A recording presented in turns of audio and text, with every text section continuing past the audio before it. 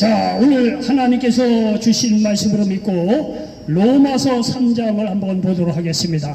자, 저기 화면에 좀 뜨지요? 로마서 3장 20절로 22절까지 말씀을 같이 한번 봉독하도록 하겠습니다. 자, 봉독합니다. 그러므로 율법의 행위로 그의 앞에 의롭다 하심을 얻을 육체가 없나니 율법으로는 죄를 깨달음이니라. 이는 율법 외에 하나님의 한 의가 나타났으니 율법과 선지자들에게 증거를 받은 것이라. 곧 예수 그리스도를 믿음으로 말미암아 모든 믿는 자에게 미치는 하나님의 의인이 차별이 없느니라. 아멘. 자, 우리 자리자고 계신 분들과 예수님의 이름으로 살아가고 축복합니다. 인사 좀 나누시기 바랍니다. 자, 예수님의 이름으로 살아가고 축복합니다. 인사 좀 나누시기 바랍니다. 여러분요, 날씨 때문에 말이죠, 좀 이렇게 좀 낙담되고, 낙담이 아니라 조금 그랬는데 말이죠, 사랑하고 축복한다고 얘기하니까 얼마나 분위기가 업되지 않아요? 그렇지 않아요? 여러분요, 텔레비나 연예인 프로도 봐도요, 그 다 죽어가는 것도 말이죠, MC 한 사람의 멘트 하나로 분위기가 빡 살더라고요. 그래서 MC 비싸게 주고 말이죠, 좋은 MC 부르는 게 다 이유가 있어요. 분위기가 침체되고 다운되는 그런 속에서도 MC가 말 한마디에 말이죠, 분위기가 싹 바뀌어집니다. 세상 말도 그런데 말이죠, 우리가 예수님의 이름으로 누구를 사랑하고 축복한다고 말할 때 분위기가 말이죠, 달라지고 내 말이죠, 인생도 말이죠, 바뀌어진다는 사실을 믿으시기 바랍니다. 여러분, 어디 정말 이렇게 날씨 때문에 말이죠, 이렇게 땀 흘리고 이런 속에서도 그렇지 않습니다. 서로 사랑하고 축복하고 말이죠, 하나님을 의지할 때 성령께서 오셔서 말이죠, 우리의 영혼도 말이죠, 시원한 바람을 함께 해주시고, 여러분 조금 전에 시원한 바람 부는 거 봤죠? 앞으로도 말씀 전하고 들을 때 말이죠, 하나님께서 시원한 바람으로 함께 해주실 줄 믿습니다. 이제는 하나님의 영광을 위해서 온 자리고 말이죠, 은혜 받는 자리이기 때문에 하나님께서 말이죠, 날씨에 관계없이 시원하게 도와야 주실 줄 믿습니다. 자, 오늘 저는 로마서 3장 20절로 22절 말씀을 배경으로 해서 따라서 해보시기 바랍니다. 잘 따라서 해보시기 바랍니다. 로켓은 중력을 이기고 하늘로 솟구친다.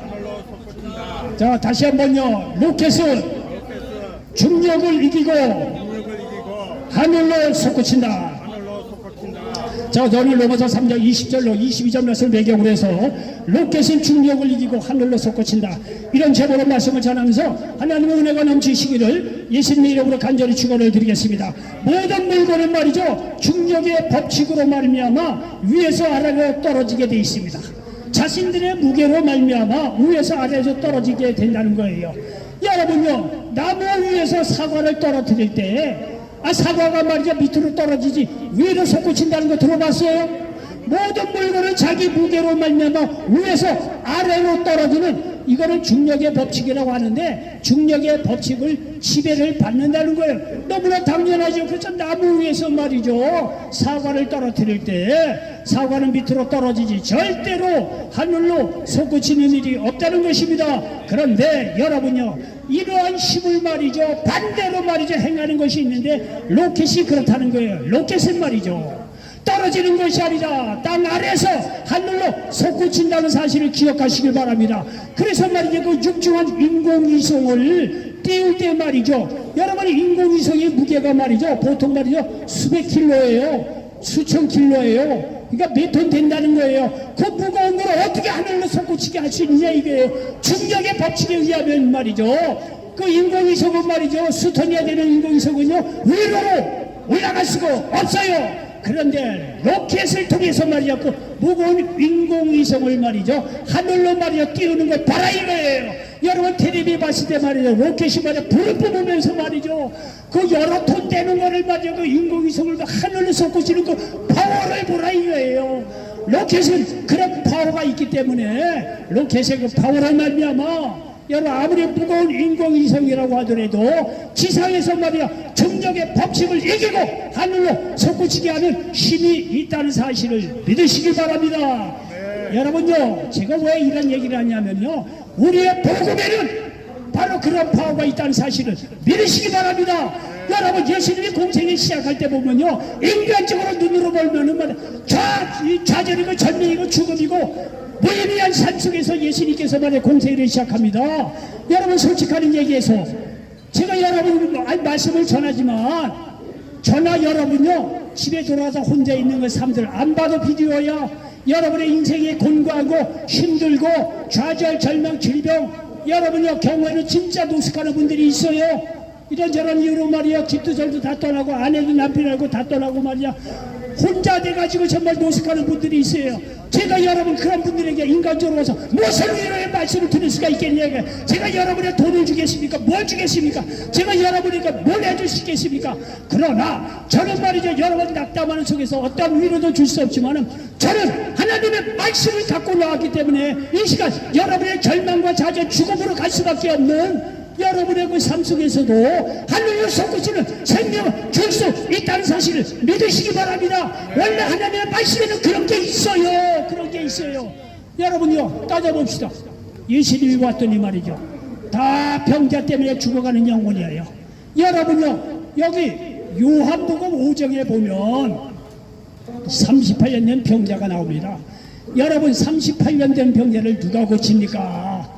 여러분, 38년 된 병자는요, 그의 아는 친구나 사돈의 팔천이 다 와도 병이 깊네 웃지 않아.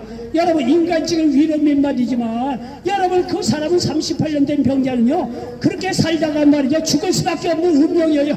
그렇게 살다가 한점 후게 돼서 저 땅 아래 묻힐 수밖에 없는 인생이 38년 된 병자라니까요. 그런데 예수님께서 말이요, 그 자리에 와서 38년 된 병자에게 하는 말이, 네 자리를 들고 걸어가라. 말씀 한마디로 38년 된 병자를 살렸다는 사실을 믿으시기 바랍니다. 인간적으로 38년 된 병자는 잠깐이 죽어서 땅 아래 묻힐 수밖에 없는 존재라니까요. 근데 예수님께서 오셔서 네 자리를 들고 걸어가라 라는 말씀으로 그에게 생명을 주고 영생을 주고 땅속으로 말이죠, 떨어질 수밖에 없는 그 생명을 하늘 위 생명 있는 곳으로 치유 있는 곳으로 솟구치게 하나님께서 역사해 주셨다는 사실을 믿으시기 바랍니다. 여러분, 마가복음 5장을 보십시다. 마가복음 5장에는 군대 귀신자 이야기가 나옵니다. 여러분요, 귀신도 한두 마리가 들렸을지 나중에 보니까 돼지 2,000마리를 죽이면서까지 말이죠, 이 사람 살리는 거 봤을 때 귀신이 엄청나게 들렸어요. 여러분, 군대 귀신 들린 자, 여러분 이 앞으로의 인생은 얘기 하나마다 뻔해요. 이 사람은 군대 귀신에 잡혀서 말이야, 또 사람들 미워하라 그러면 미워하고, 또 사람 죽이라 그러면 죽하고, 저 사람 욕해라 그러면 욕하고, 너는 네 먹고 싶은 대로 그 다 이렇게 살다가 죽을 것, 딱 그렇게 살다가 말이죠. 여러분, 저것을 밖에 없는 군대 귀신 들린 자의 운명이라는 거예요. 속이라면 속이고 말이죠, 다 마귀의 속박을 받아서 그렇게 말해 영혼 요관에 죽을 수밖에 없는, 그야말로 땅속에 들어갈 수밖에 없는 그런 운명이었다는 거예요. 그런데 말이죠, 예수님께서요, 그 군대 귀신 들린 자에게 딱 한마디 합니다. 더러운 귀신아, 그 사람에게서 나오라. 여러분요, 우리가 성경 얘기를요 하도 많이 들으니까 아이 그 얘기 어제도 들었는데 뭐 그런 일이 있었죠. 여러분요, 그렇게 흘려드린 자가 있지만 이 중에 단 한 사람이라도 야 그렇구나, 사람이 죄로 말미암아 귀신 들려서 귀신에 이끌려갖고 숙명의 말이야 좌절 절망 속에서 그렇게 말이죠, 한 점 흙으로 돌아갈 수밖에 없는 인생인데, 야 예수님께서 말이야 그를 믿는 자에게 죄에서 자유함을 주시고 마귀의 속박으로도 자유함을 주셔서 말이죠, 영생 있고 생명 있는 하늘나라로 솟구치게 하는 파워가 하나님의 말씀 속에 있다는 것을 깨달을 때 여러분의 인생에 놀라운 역사가 일어난다는 사실을 믿으시기 바랍니다. 여러분요, 이럴 때는 하면 크게 해야 되는데 이거 그래 진도가 나가죠. 이게요 얼마나 귀한 말씀입니까? 여러분요, 우리가 예수 그리스도 안에 왔을 때 마귀의 속박에서 벗어나 땅에서 하늘로 옮겨가는 자유케 된 사람이라는 사실을 믿으시기 바랍니다. 이러한 사람은요 새로운 인생을 살아갈 수가 있어요. 예수님으로 말미암아 마귀의 속박으로부터 자유케 된 사람은 하늘나라로 옮기는 새로운 인생을 살 수가 있어요. 이런 사람은요 하나님의 은혜를 깨닫게 되면 사랑할 줄 알고 영생을 얻고 자신만을 위해서 살던 인생이 하나님의 영광을 위해 사는 인생으로 바뀌어질 수 있다는 사실을 믿으시기 바랍니다. 고린도서 5장 17절에 그런즉 누구든지 그리스도 안에 있으면 새로운 피조물이다. 이전 것을 지나갔으니 보라 새 것이 되었도다 말씀하고 있습니다. 여러분 요한복음 11장 죽은 지 4일이 지난 나사로가 등장합니다. 예수님께서 사랑하는 제자 저기 형제였죠. 죽은 지 4일이나 돼서 예수님께서 말이죠 나사로의 집에 왔는데, 여러분 죽은 지 4일이나 지난 나사로의 집에 인간적으로 무슨 일을 할 수 있겠습니까? 여러분 우리가 장례식장 연배 보니까 말이죠 한두 번 갔겠어요. 저도 말이야 장례식장 제가 이래봐도요 장례식장 인도하는 건 프로예요. 나 죽을 때 고용호 목사가 장례 인도해 주세요. 예약받은 사람이 나밖에 없어요. 왜 이래? 내가 장례식장에 설교는 은혜롭게 잘해요. 하나님 은혜로. 정말이에요. 그 장례식장에 고용호 목사 와갖고 내 저기 예배 좀 인도해 달라고 예약까지 받은 사람이에요. 여러분 장례식장에 가면 말이죠 정말 예수를 잘 믿고 돌아가신 분이라면 할 말 많아요. 부활 영생 있고 영원 천국 갔습니다. 당신 유가족들도 이 고인의 뜻을 받들어서 예수 잘 믿고 천국에서 만나시기 바랍니다. 얼마나 은혜스럽습니까? 예? 여러분 그런 경우는요 은혜롭게 할 수가 있어요. 근데 어느 곳에 가보면은 예수도 안 믿었어요. 그 유가족들도 예수 믿는 사람이 없어요. 가서 할 말이 없어요. 할 말이 없어요. 그리고 그런 데가 장례식장 좀 인도해달라면 안 가요. 할 말이 없거든요. 소망이 없어요. 제가 거기서 뭘 얘기를 해요? 하나님 없이 죽은 사람인데 고인의 안방이 세상에서 말이야 부귀영화를 누리고 선한 일을 한다고 하더라도 예수 그리스도를 믿지 않는 집안에 무엇을 내가 위로를 할 수 있겠냐 이게. 여러분들 가끔가다 친구들 카톡으로 뜨죠. 누구누구 세상 떠났다고. 여러분 세상 사람들이 하는 위로라는 게 삼가 고인의 명복을 빕니다. 이놈의 새끼들이 똑같이 삼가 고인의 명복을 빕니다. 할 말이 없더라고. 할 말이 없어. 그런데요 예수님 안에서 죽었으면요 여러분 이 사람은 말이죠 예수 믿고 구원받은 부활 영생 천국이 있습니다. 하늘나라에서 영원히 천국이 있습니다. 그러니 여러분들도 예수 믿고 구원 얼마나 은혜를 얼마든지 날릴 수가 있어요. 여러분 그런데 예수 없이 세상을 떠났다 할 말이 없어요. 여러분 여기 죽은 지 4일 되는 나사로의 집에 거기에 무슨 위로의 말을 할 수 있겠느냐 이거예요. 그러나 죽음과 삶의 길을 쥐고 있는 생명의 주인 되신 예수님께서 딱 그 자리에 왔을 때 분위기가 달라져요. 여러분 나사로의 누이 동생인 마르다 앞에서 내 말을 들으라니까. 나는 부활이요 생명이라는 거예요. 나를 믿는 자는 죽어도 살겠고 살아서 나를 믿는 자는 영원히 죽지 아니하리라. 이것을 내가 믿느냐 이게요. 여러분 마르다에게 하시는 말씀을 보라 이게. 이 말씀을 하시고 죽은 지 4일이 지난 나사로가 와서 말해요. 나사로야 나오느라. 말씀으로 여러분 이 죽은 지 4일이 지난 나사로를 살린 걸 보라 이거예요. 여러분 나사로는 죽어서 그냥 지우게 아니라 나사로는 죽어서 말이죠 땅속으로 내려갈 수밖에 없어요. 근데 예수님께서 오셔서 부활과 영생 되신 예수님께서 나사로를 다시 살림으로 말미암아 여러분요 죽음과 사망 권세를 지배하는 이 지구상에서 부활과 영생인 하늘로 나사로의 생명을 솟구치게 올려가셨다는 사실을 믿으시기 바랍니다.